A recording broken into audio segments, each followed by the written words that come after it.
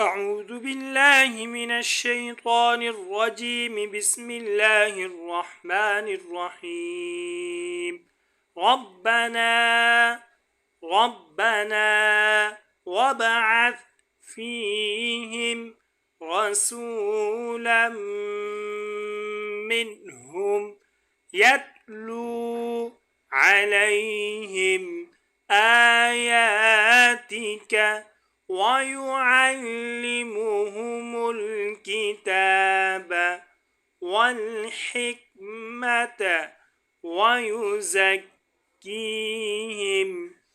إنك أنت العزيز الحكيم.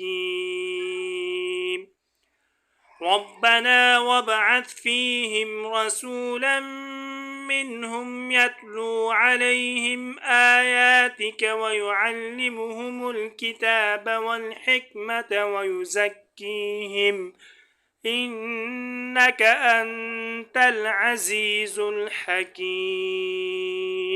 صدق الله العظيم.